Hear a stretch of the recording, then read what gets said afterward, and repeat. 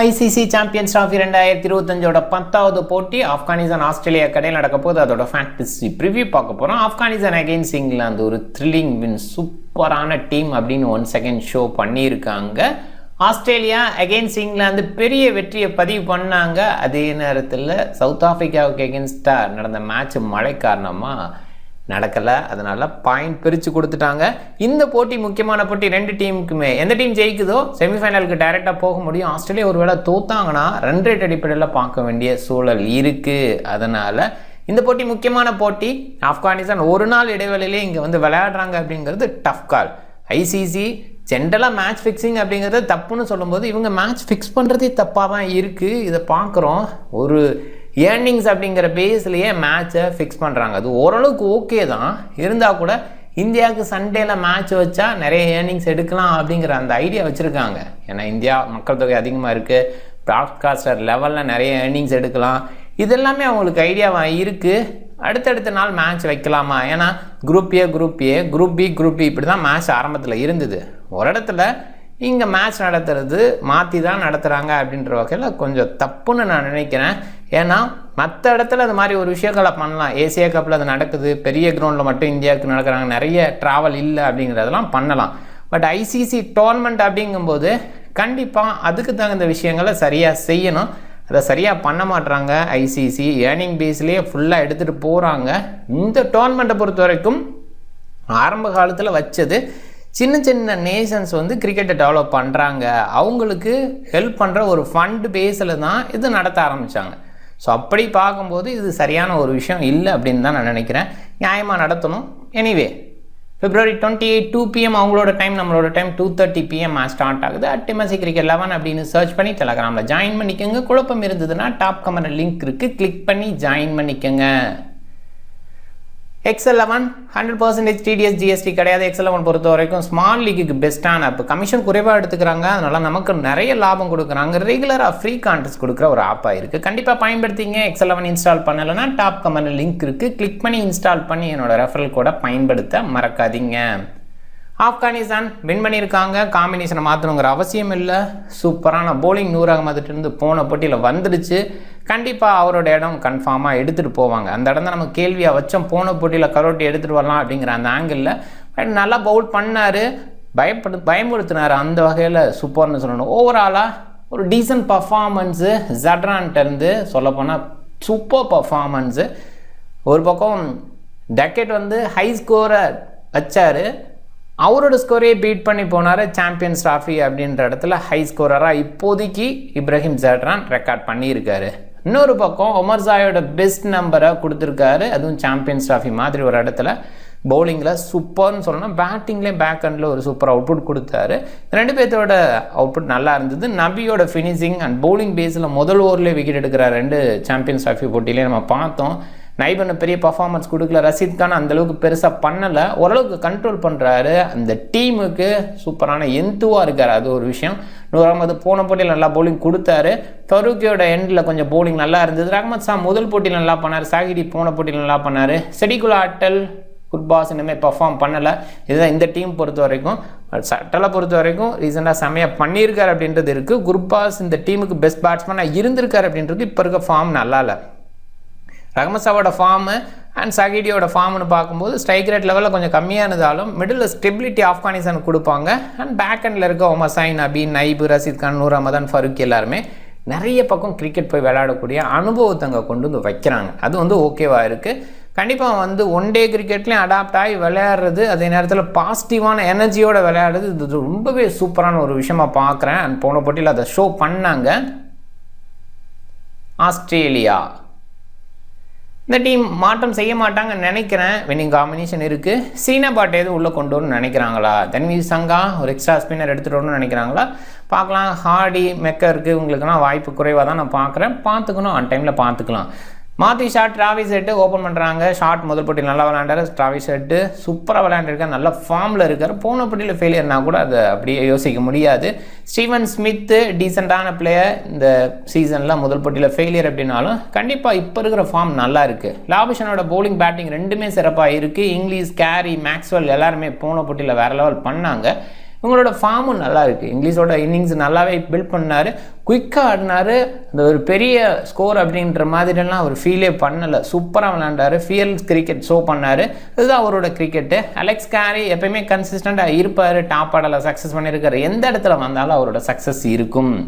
மேக்ஸோட hitting நல்லாயிருக்கும், குறிப்பாக ஸ்பின்னர்ஸுக்கு எகெயின்ஸ்டாக. அது குறிப்பாக அகெயின்ஸ்டாக ஆப்கானிஸ்தான் ஞாபகம் இருக்கும். இந்த வேர்ல்ட் கப் மேட்ச்சு இந்த டாப் ஆர்டர் எல்லாம் கொலாப்ஸ் ஆனதுக்கப்புறம் மேக்ஸி சிங்கிள் ஹேண்டாக எடுத்துகிட்டு போனார், வேறு லெவல்னு சொல்லணும். ஒரே ஒரு கேட்ச் இனிஷியலாக ட்ராப் பண்ணாங்க, அதுக்கப்புறம் அவர் எடுத்துகிட்டு போன விதம், அதில் அவருக்கு இன்ஜுரி ஆனதுக்கப்புறமா அந்த கிராம்ப்லேயே விளையாண்ட விதம், கண்டிப்பாக என்னை பொறுத்த வரைக்கும் நான் லைஃப் டைமில் பார்த்ததில் பெஸ்ட் இன்னிங்ஸ் அதுதான். அந்த மாதிரி ஒரு இன்னிங்ஸு மேக்ஸிக்கிட்டேருந்து வந்தது. அப்படி தான் வேர்ல்ட் கப்பில் ஜெயித்தாங்க. அண்ட் அதுக்கப்புறம் T20 வேர்ல்ட் கப்னு வரும்போது ஆஸ்திரேலியா தோத்தாங்க அகேன்ஸ்ட் ஆப்கானிஸ்தான். இந்த மாதிரி விஷயங்களை பார்க்கும்போது ஆப்கானிஸ்தான் ஆஸ்திரேலியா விளையாடும்போது கண்டிப்பாக அது நல்லா இருக்குது கிரிக்கெட் பார்க்குறதுக்கு, கிரிக்கெட் ரசிகராக பார்க்குறதுக்கு அந்த இதில் இன்ட்ரெஸ்டிங்காக தான் இருக்கும்னு நினைக்கிறேன். And வாசியஸ், Ellis, Zampa, Spencer ஜான்சனோட polling ரீசெண்டாக நல்லா இருந்துகிட்ருக்கு. சொல்லப்போனால் இந்த டீமில் ஃபாஸ்ட் போலிங் யூனிட் அப்படியே இல்லாமல் இருக்குது. கம்மின்ஸு, ஹேசல்வுட்டு, மிச்மாஸ் ஒரு சைடு பேக்கப்பில் சப்போர்ட் பண்ணுவார், கூடவே ஸ்டோயினிஸு, இவங்கெல்லாம் மிஸ் பண்ணுறாங்க. அப்படி இருந்துமே ஆஸ்திரேலியா முதல் போட்டியில் ஜெயித்தாங்க. ஒரு ஃப்ளாட் ட்ராக்கு. ஸோ அந்த இடத்துல ஆஸ்திரேலியாவுக்கு ஒரு சின்ன மைண்ட் செட்டு தோணிருக்கும், ஐயோ நம்ம பெஸ்ட் பவுலர்லாம் இல்லையோ அதனால தான் ஸ்கோர் பண்ணிட்டாங்க அப்படின்ற மாதிரி கூட யோசிச்சிருக்கலாம். பட் அந்த ட்ராக்கில் ஸ்டார்க்கே இருந்திருந்தாலும் அந்த மாதிரி தான் ரன்ஸ் கொடுத்துருப்பாங்க. அந்த மாதிரி ஒரு சூப்பர் பேட்டிங் ட்ராக்காக இருந்ததுனால அதை மைண்ட் பண்ணாமல் இப்போ விளையாடணும், அப்படி தான் விளையாடுவாங்கன்னு நான் நம்புகிறேன். அண்ட் 1 செகண்ட் விளையாட போகிறதும் கடாஃபி ஸ்டேடியம் லாகூரில் தான். பட் லாகூரில் மழை பெஞ்சிக்கிட்டு இருக்குது. இந்த பர்டிகுலர் மேட்ச் ஸ்டார்ட் டைம்லேயே மழை ஹெவியாக இருக்குது. என்ன சொல்லப்போனால் அந்த நாளுக்கு முன்னாடி நாள்லேருந்தே மழை இருக்குது அப்படின்றதுனால கொஞ்சம் டிலே ஆகும். லேட்டராக மழை இல்லை, சொல்லப்போனால் 6 மணிக்கு மேலே மழை இல்லை அப்படிங்கிற அந்த ஒரு விஷயம் இருக்குது. அதனால் கொஞ்சம் ஷார்ட் அண்ட் கேமாக நடக்கலாம், அந்த ஒரு விஷயம் தான். இல்லை ஃபுல் டேவும் மழை பெஞ்சிட்டு இருக்கனால அவுட்ஃபீல்டெலாம் சரி பண்ண முடியாமல் அங்கே கொஞ்சம் கஷ்டமான ஒரு இடத்துல தான் இருக்கேன். ஐசிசி டோர்னமெண்ட் நடத்தினா கூட ட்ரைனேஜ் ஃபெசிலிட்டி எல்லாம் பெஸ்ட்டாக இருக்குது அப்படின்லாம் சொல்ல முடியாது. நிறைய டோர்னமெண்ட்ஸ் இங்கே நடக்கிறதில்ல அப்படின்றதுனால டொமஸ்டிக் டோர்னமெண்ட்ஸ் நடக்குது, பட் இன்டர்நேஷ்னல் டோர்னமெண்ட்ஸ் அவ்வளோவா இல்லைங்கிறதுனால இந்த ஃபெசிலிட்டிஸ் எல்லாம் பெஸ்ட்டாக இருக்குது அப்படின்னு சொல்ல முடியாது. ஆனால் அவுட்ஃபீல்டெல்லாம் குயிக்காக க்ளீன் பண்ணிடுவாங்க அப்படின்லாம் சொல்லவே முடியாது. அப்படி ஒரு வேளை க்ளீன் பண்ணால் மட்டும்தான் ஷார்ட் அண்ட் கேமாக ஒரு 20-20 ஓவர் மேட்ச் நடக்கிறதுக்கு வாய்ப்பு இருக்குது. செகண்ட் ஹாஃபில் லேட்டாக அப்படிங்கிற அந்த ஒரு விஷயம் இருக்குது. பாசிபிளாக 6 o'clock முடியுதுன்னா கூட 7-8 அந்த மாதிரி டைமில் ஸ்டார்ட் பண்ண முடியும். மேக்ஸிமம் கட் ஆஃப் டைம் 8-2 அந்த மாதிரி டைம் தான் போன மேட்ச் கொடுத்துருந்தாங்க. ஸோ அந்த மாதிரி 7 o'clock மேட்ச் நடந்தால் ஒரு 25 ஓவர்ஸ் மேட்ச் அப்படிங்கிற மாதிரி நடக்கலாம். இது ஒரு விஷயம் இருக்குது. இல்லை இந்த க்ளவுடெல்லாம் முன்னாடியே வழிவிட்டு நான் 40 ஓவர்ஸ் அப்படிங்கிற மாதிரி கூட நடக்கலாம். நான் பேக்கெண்டில் மழை இல்லை அப்படிங்கிற அந்த ஃபோக்காஸ் தான், லைட் அண்ட் ஃபோக்காஸ் பேக்கெண்டில் இருக்குது அப்படிங்கிற அந்த ஒரு விஷயம் தான் கொடுத்துருக்காங்க. அதனால் கண்டிப்பாக மேட்ச் நடக்கிறதுக்கு வாய்ப்பு இருக்குது. ஆனால் ஏர்லியாக பெஞ்ச மழைனால ஏதாவது டிஸ்டர்ப் ஆனால் மட்டும்தான் அது கொஞ்சம் லாங் டிலே ஆனதுன்னா காலி பண்ணிடுவாங்க. ஸோ அதை பார்க்கணும். ஆனால் இந்த போட்டி முக்கியமான போட்டி. ஒருவேளை இந்த போட்டியில் ஆப்கானிஸ்தான் ரிசல்ட் பேஸில் அமையலன்னு சொன்னால் ஆஸ்திரேலியா அண்ட் சவுத் ஆஃப்ரிக்கா உள்ளே போயிடுவாங்க. ரொம்பவே டஃப்பான காலாக இருக்கும் ஆப்கானிஸ்தானுக்கு. ஏன்னா அந்த மாதிரி ஒரு வெற்றி அகெயின்ஸ்ட் இங்கிலாந்து மழை காரணமாக இந்த போட்டி போகுதுங்கும் போது கொஞ்சம் டவுனாக ஃபீல் பண்ணுவாங்க. எனிவே இந்த போட்டியை பொறுத்த வரைக்கும் ஆஸ்திரேலியா ஜெயிக்கிறதுக்கான வாய்ப்பு அதிகமாக இருக்குது. 1 செகண்ட் இருந்தாலும் டாஸுங்கிறது ஒரு விஷயமாக பார்க்கணும். இந்த இடத்துல டாஸ் வின் பண்ணால் பேட் ஃபர்ஸ்ட் பண்ணுவாங்களா ஆப்கானிஸ்தான்? பேட் ஃபர்ஸ்ட் பண்ணும்போது தான் அவங்களோட சக்ஸஸ் பயங்கரமாக இருந்திருக்கு. அண்ட் சேஸ் பண்ணி அவ்வளோவா ஜெயிக்க முடியல. ஆப்கானிஸ்தான் என்ன தான் டெவலப் பண்ணிட்டு வந்துட்டுருக்காங்க அப்படின்னாலும் இந்த சேஸ் பண்ணுற ஸ்கில்ல டெவலப் பண்ணியிருக்காங்களான்னு அது கொஞ்சம் டவுனாக இருக்குது. ஸோ அந்த இடத்துல தான் நம்ம பார்க்க வேண்டியதாக இருக்குது. எனிவே ஆப்கானிஸ்தான் ஃபைட் கொடுப்பாங்க, அதில் டவுட்டே இல்லை. 36 பேட் ஃபர்ஸ்ட்டு, 33 சேஸிங்கு, 70 ஓவரால் மேட்ச்சில் இங்கே ரன்ஸ் ஆன் த போர்டு வைக்கும்போது சில நேரங்களில் வெற்றி கிடச்சிருக்கு, அது இல்லைன்னு சொல்லலாம். அன்னைக்கு மழை பெய்யறதுனால சேஸ் பண்ணுறது தான் நல்ல டிசிஷன். 257 ஆவரேஜ், பட் ரீசெண்டாக 300+ அப்படிங்கிறது சாதாரணமாக வந்துட்டு இருக்கு. ஆப்கானிஸ்தான் போன போட்டியில் 320+ அடித்தாங்க அப்படிங்கும்போது அது அண்டர்ஸ்டாண்டபிள். 200க்கு கீழே 12 முறை வந்திருக்கு, 300க்கு மேலே 16 முறை. அது ரீசன்ட் மேட்சஸில் நிறைய இருக்குது. அண்ட் இந்த 2 டீம் அப்படின்னு பார்க்கும்போது கண்டிப்பாக பேட்டிங் பேஸில் பேட்டிங் டெப்த்து ரஷீத் கான் வரைக்கும் இங்கே இருக்குது, இங்கேயுமே எல்லிஸ் வரைக்கும் இருக்குது. ஸ்கோர் பேஸில் டாப் ஆர்டரில் இருக்கிற ஸ்கோரை நல்லா பண்ணுறாங்க. பொதுவாக கடாஃபி ஸ்டேடியம் அப்படிங்கிற வகையில் மட்டும் இல்லை, ஓவராலாக கொஞ்சம் பேட்டிங் ட்ராக்காக இருக்கிற கிரவுண்ட்ஸில் டேயில் ஸ்டார்ட் ஆகும்போது அந்த ஓப்பனர்ஸ் ஓரளவுக்கு டீசெண்டாக ஸ்டார்ட் பண்ண முடியும். ஒரு இடத்துல ஸ்விங் பண்ணக்கூடிய பவுலர் இருந்தால் அந்த இடத்துல ஸ்விங் பண்ணலாம். அதுவுமே ஒரு 4-5 ஓவர்ஸ் அந்த ரேஞ்சுக்கு மேலே இருக்காது. அதே செகண்ட் ஹாஃபில் அண்டர் லைட்டில் நியூ பால் வந்து நல்ல ஸ்விங் கிடைக்கும் இடமா இருக்கும். இப்போ மழை பெய்யறதுனால என்ன மாதிரி கண்டிஷன் மாறும் அப்படிங்கிறத க்ளீனாக சொல்ல முடியாது. ஜென்ரலாக இந்த ஒரு விஷயத்த மைண்ட் பண்ணிக்கோங்க. பவுலிங் பேஸில் ஒமர் ஜாய், நபி, நைபு, ரஷீத் கான், நூர் அகமது அண்ட் ஃபசல்காக் ஃபரூக்கி இவங்கெல்லாம் பவுல் பண்ணுறாங்க. இந்த சைடு ஆஸ்திரேலியான்னு பார்க்கும்போது மாத்திஷாட் ஹெட்டும் பவுல் பண்ணக்கூடிய குவாலிட்டி இருக்குது, பவுல் பண்ணுவார் சில நேரங்களில். Marnus Labuschagne, Maxi, Dwarshuis, Ellis, Zampa, Johnson, Spencer Johnson அப்படின்ற மாதிரி பவுலிங் ஆப்ஷன்ஸ் இருக்குது. இதில் Dwarshuis, Nathan Ellis, Zampa, Spencer Johnson proper bowling options. Maxi சில ஓவர் சப்போர்ட் பண்ணுவோம், குறிப்பாக சில லெஃப்ட் ஹேண்டர்ஸ் இருக்கிறப்ப நல்லா ஓவர் போட முடியும். மானஸ் ஆப்ஷன் எண்டோரில் போன போட்டியில் அகேன்ஸ்ட் இங்கிலாந்து பயன்படுத்தினாங்க. குறிப்பாக ஸ்மித்தோட கேப்டன்சியில் லாபுஷனோட பவுலிங் கொஞ்சம் இருக்குன்னு தான் நினைக்கிறேன். அப்படி மறுபடியும் பயன்படுத்த வாய்ப்பு இருக்குது. அண்ட் மாத்திஷாட்டோட ஓவர் சில இருக்கலாம். ஹெட்டுக்கு ஓவர் மோஸ்ட்லி கொடுக்க மாட்டாங்கன்னு நினைக்கிறேன். அவரோட பேட்டிங் டிஸ்பிளே மட்டும் எதிர்பார்த்து போவாங்க. அண்ட் நியூ பாலில் ஸ்பென்சர் ஜான்சன் ஒரு சைடு, இன்னொரு பக்கம் டுவாசியஸ் அப்படின்னு ஸ்டார்ட் பண்ண வாய்ப்பு இருக்குது. எல்லிஸ் லேட்டாக அண்ட் மேக்ஸி லெஃப்ட் ஹேண்டர் ஏர்லியாக வர மாதிரி, செரிகுலா ஆட்டல் வர மாதிரி இருந்தால் அப்போ வந்து மேக்ஸியோட பவுலிங் எதிர்பார்க்கலாம். அண்ட் இன்னொரு பேசர் எது எடுத்துகிட்டு வரணும்னு நினைக்கிறாங்களா அப்படிங்கிறத பார்க்கணும். ஒரு எக்ஸ்ட்ரா பேசர் ஆங்கிளில் யோசிக்கலாம். மழை பெய்யுது, கண்டிஷன் ஒரு 20 ஓவர் மேட்ச் இந்த மாதிரி போகும் அப்படின்னு யோசிச்சா அப்போ எக்ஸ்ட்ரா பேசரை ஆஸ்திரேலியா எடுத்து வரலாம். அதே மாதிரி இந்த பக்கமும் எக்ஸ்ட்ரா பேசர் ஆங்கிளில் யோசிக்கலாம். ஆப்கானிஸ்தான் அப்படி யோசிப்பாங்களா, இல்லை வின் பண்ணியிருக்கோம் அப்படியே போவோம் ஏன் குழப்பிக்கிட்டு அப்படின்னு தான் மேக்ஸிமம் யோசிப்பாங்க. ஒமர் ஜாய், மாத்திஷாட், ஹெட்டு இவங்க சைடு தான் நிறைய பேர் கேப்டனாக போயிருக்காங்க. ஹெட்டு போன போட்டியில் ஃபெயிலியர் ஆனால் கூட அவர் மேலே நிறைய நம்பிக்கை வைக்கிறாங்க. மாத்திஷாட் ரீசனாக பிபிஎல்ல நல்லா விளையாண்டுருக்காரு. போன போட்டியில் ஒரு ஸ்டார்ட் கிடச்சிது. ஸோ அந்த பேஸில் ட்ரை பண்ணியிருக்காங்க. ஆனால் ஒரு மேலே பயங்கர கான்ஃபிடென்ட் அப்படின்னு வைக்க முடியல. இருந்தாலும் கூட 20-20 அப்படிங்கிற மாதிரி மேட்ச் போச்சுன்னா அப்போ வந்து ஷாட் வந்து இம்பார்ட்டண்ட்டாக இருப்பார். ஒமர் ஜாயோட பேட்டிங் பவுலிங் சூப்பராக இருக்குது. டாப் ஆட கொலாப்ஸ் ஆனால் கூட இவர் கொஞ்சம் ஸ்டெபிலிட்டி கொடுத்து எடுத்துகிட்டு போக முடியும். அண்ட் பவுலிங்கில் வெரைட்டி வச்சுருக்காரு. நியூ பாலில் ஸ்விங் பண்ணுறாரு, மிடில் பேஸில் வேரியேஷன் கொடுக்குற, எண்டோரில் யார்கர் வீசுறாரு, எல்லாமே வச்சுருக்காரு. ஒமர் ஜாய் ஒரு கம்ப்ளீட் பேக்கேஜாக இருக்கார். இப்ராஹிம் ஜட்ரான், ஸ்டீவ் ஸ்மித்து, லாபுஷன் இவங்களை கொஞ்சம் ட்ரை பண்ணலாம் கேப்டன் கேப்டனா. இப்ராஹிம் ரீசெண்டாக கொஞ்சம் போட்டி தான் விளையாண்டுருக்காரு, நிறைய செஞ்சுரிஸ் அடிச்சிட்டாரு. ஸோ அது கண்டிப்பாக ஒரு கான்ஃபிடென்ட்டை கொடுக்கும். பேசரை ஹேண்டில் பண்ணுற விதம் நல்லா இருக்குது. ஸ்டீவ் ஸ்மித்து ஆப்வியஸாக டாப் ஆர்டரில் வரதுனால ஓரளவுக்கு ஸ்கோர் பண்ண முடியும். லாபுஷன் பவுலிங் பேட்டிங் ரெண்டுமே இருக்கிறதுனால ட்ரை பண்ணலாம். அது இந்த மாதிரி டோர்னமெண்ட்ஸில் கான்ஃபிடென்ட்டாக இருப்பார், எக்ஸ்பீரியன்ஸை ஷோ பண்ணுவார். சஹிடி, நைபை குறைவாக பிக் பண்ணியிருக்காங்க. சஹிடி டாப் ஆர்டர் கொலாப்ஸ் ஆகும்போதெல்லாம் ஓரளவுக்கு ஸ்டெபிலிட்டி கொடுத்துருக்காரு. போன போட்டியிலே ஒரு ஸ்டெபிலிட்டி கொடுத்தார் அப்படின்றத ஞாபகப்படுத்துகிறேன். நைபு போன போட்டியில் விக்கெட் எடுத்தார், இருந்துமே டாப்பில் கொஞ்சம் ஸ்கோர் பண்ணிட்டாங்க. இவருக்கான பேட்டிங் லேட்டாக கிடச்சிது, பெருசாக பண்ண முடியல.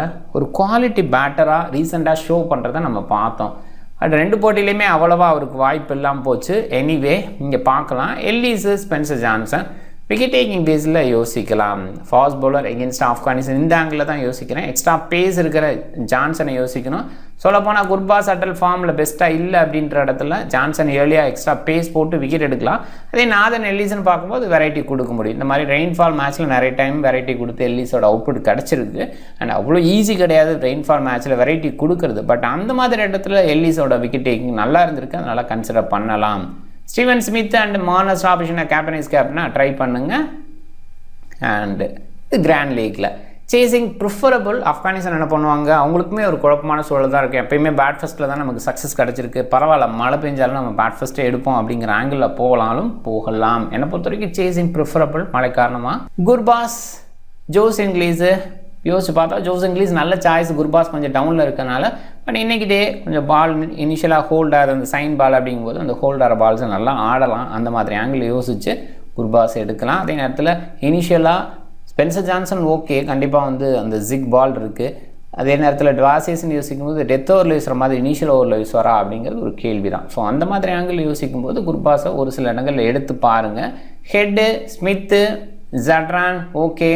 ஜட்ரான் வந்து நியூ பாலில் ஸ்பென்சருக்கு எகென்ஸ்டாக என்ன பண்ணுவார், போன போட்டியிலே ஒரு தடுமாற்றம் இருந்தது இனிஷியலாக ஆர்ச்சருக்கு எகென்ஸ்டாக அண்ட் மார்க்குட்டுக்கு எகென்ஸ்டாக. மார்க்குட்டோட இன்ஜுரி ஓகேவாக இருந்திருந்தால் கண்டிப்பாக இன்னும் கொஞ்சம் பெட்டர் பவுலிங் அடுத்தடுத்த ஓவர் கொடுத்துருக்க முடியும். அந்த இடம் கொஞ்சம் டவுனாக இருந்தது. ரஹ்மத் டீசன்ட் பேட்டிங் முதல் போட்டியில் நல்லா விளாண்டதை பார்த்தோம். சஹிடி அண்ட் லாபுஷன் இங்கே நான் பிக் பண்ணிக்கலாம்னு நினைக்கிறேன். Head, Smith, Labuschagne 3 Australian players டாப்பில். மேக்ஸி, ஒமர் ஜாய், நபி முதல் ஓவர்லேயே விக்கெட் எடுக்கிறார். நபி அவர் ஆரம்பத்தில் யோசிக்கும்போது ஒரு பதிலாக வேறு யாராவது வந்திருக்கலாமே அப்படின்னு நாமளே சொன்னோம். பட் பர்ஃபார்மன்ஸாக நல்லா பண்ணியிருக்காரு 2 போட்டிலையுமே. Naib decent choice, but Naib miss பண்ணணுன்னா மிஸ் பண்ணுங்கள். மாற்றி ஷாட் கொஞ்சம் யோசிங்க, எடுக்கலாமா வேணாமான்னு கொஞ்சம் ஆப்ஷனாக நான் வந்து ஸ்பின்னுக்கு எகென்ஸ்டாக கொஞ்சம் தடுமாற்றம் இருக்கும் அப்படிங்கிற ஆங்கிளில். Rashid Khan decent choice. வாசியஸ் எடுக்கணும், எனக்கு வாசியஸ் மேலே கான்ஃபிடென்ட் இருக்குது. அதே நேரத்தில் ஸ்பென்சர் மேலே ஒரு கான்ஃபிடென்ட் இருக்குது, டாப் ஆர்டர் கொலாஸ் பண்ண முடியும் அப்படின்றதுனால. ஸோ ஒன் மோர்னு பார்க்கும்போது ஜாம்பா சூப்பர் குவாலிட்டி. ஐசிசி டோர்னமெண்ட்டில் அவரோட நம்பர்ஸ் ரொம்பவே சூப்பராக இருக்குது, அந்த பேஸில் யோசிக்கலாம். ஃபருக்கியை கூட ஒரு சில இடங்களில் யோசிக்கணும். என்ன ஆங்கிள்னா இனிஷியல் ஸ்ட்ரிங் கிடைக்குது மழை காரணமாக, அதை ஓவர் காஸ்ட்டாக இருக்குது அந்த இடத்துல அப்படின்ற அந்த இடத்துல ஃபருக்கியை கொஞ்சம் யோசிக்கலாம்.